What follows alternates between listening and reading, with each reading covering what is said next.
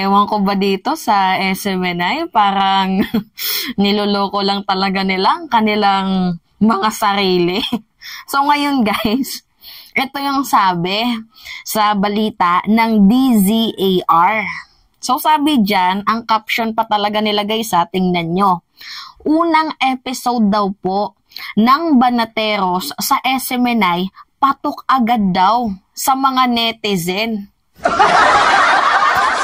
Tapos yung views, 1K.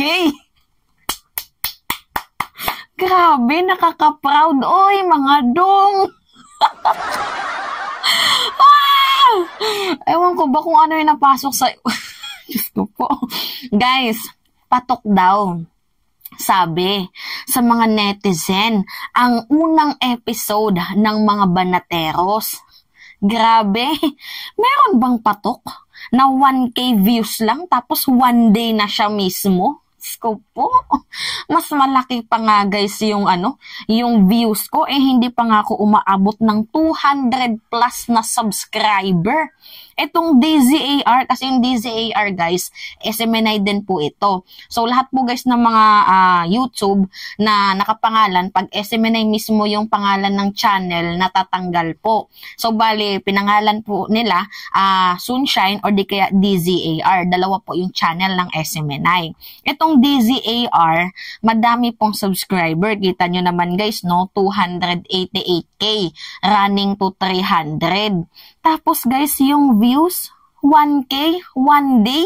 Tapos sasabihin nyo, pinatukan, patok sa netizen, patok sa masa. Guys, ebidensya. Nakikita nyo yan?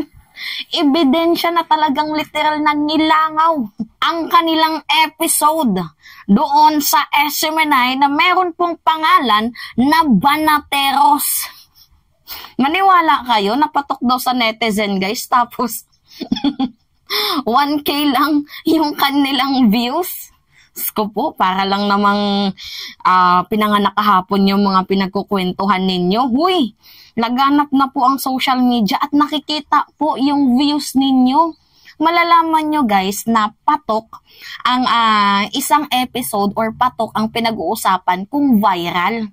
Kaso kung nakikisabay lang naman kayo para mag-viral, kasi guys ganito yung topic ng Banateros, puro lang addict.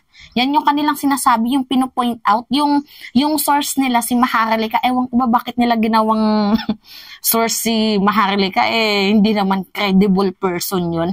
Alam nyo guys, ang ginagawa nila, sinasabayan nila ang viral na ginagawang issue ni Maharlika na may nilabas daw na papeles, itong si Maharlika ng PDEA, na siyang pinasinungalingan naman ng PDEA kasi hindi naman daw po totoo, na gumagamit daw po, munti ka na daw pong i-raid itong si President Marcos. Nakakatawang ang isipin kasi viral na ba yun yung 1K views? 'Di ba? Mas mataas pa nga guys yung views ko dahil umaabot pa nga ako ng 100K within one day. Tapos yung mga recent content ko kahapon, nasa 30K views ang iba. Yun guys, yung yung feeling ko naman hindi nilangaw. Kaso, 'di ba? Kita nyo naman guys, 1K views tapos yung title, unang episode ng Banatero sa SMNI, patok agad sa mga netizen. Shit! Patok, 1K views one day. May hashtag pa yan.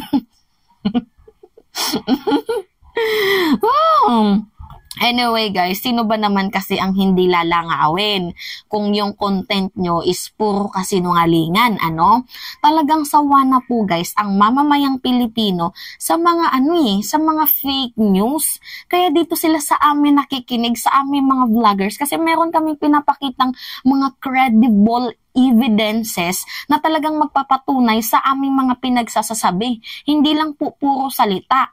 Bukod sa nagkokomento kami, meron po kaming nilalagay na source, naglalapag kami ng source. 'Di ba? Hindi po kasi kami yung tipo ng vlogger na vlog lang and after that post kumita ng pera for content, mga ganyan, for the issue, for pa-viral. Hindi po kasi ako ganun, guys. Ako kasi as a content creator ko nang maituturing itong aking sarili, and bilang isang mulat sa maagang politika, hindi po ko yung tipo ng tao na meron lang mai-content, meron lang mai-post, meron ka lang kita, okay na. Hindi po tayo ganun, guys.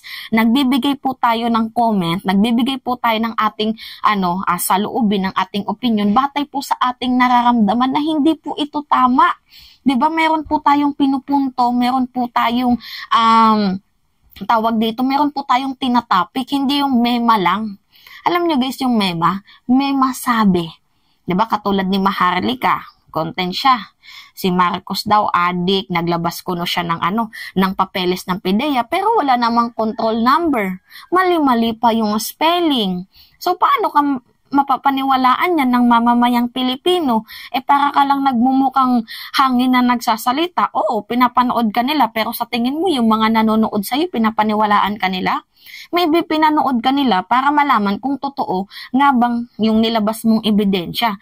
Pero it doesn't mean na pinanood ka nila na naniniwala sa'yo, kasi ikaw mismo nagkikreate ka ng issue, pinapaviral mo yung sarili mo kasi alam mong laos ka na eh.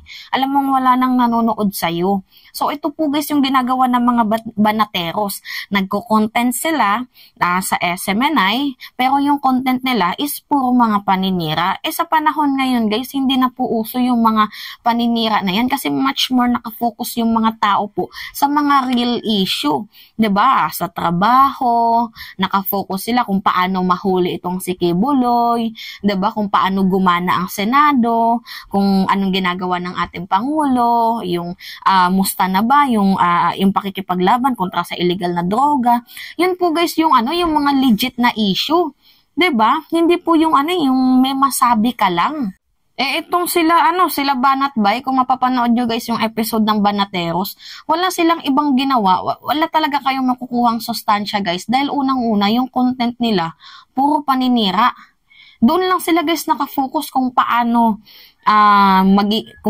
kung adik itong si President Marcos, doon sila nakafocus guys sa issue, pero never nilang na-topic, never nilang na-content yung warrant order ni Kibuloy na inilabas ng Davao.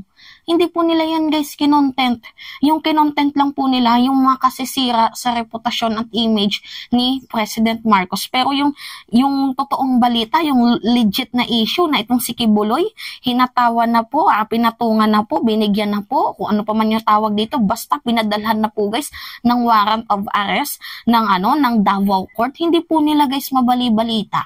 Ganon po ba yung session ng isang mainstream media? Ganon po ba kung paano mag-works itong mainstream media sa kanyang function na mayroon kayong kinikilingan? Hindi naman po ata tama yung ganoon na mayroon po kayong biases. So, kaya nga ito yung sinasabi ko guys, paano sila 'di ba, mamahalin ng sambayan ng Pilipino kung mismo sila ay hindi ka mahal-mahal? 'Di ba mantangin mo yung mga yung mga content nyo is puro lang paninira, puro lang banat, tapos sasabihin nyo patok sa netizen. 'Di ba? Paano naging patok yung 1K views? Tapos 288 subscriber kayo. Diyos ko po, para namang pinaglululoko nyo kami. 'Di ba? Kita nyo yan guys. Patok daw. Patok yung ulo nyo. Tuktok niyo yung ulo niyo sa pader. Kayo may mga katok. 'Di ba? Nakakaloka.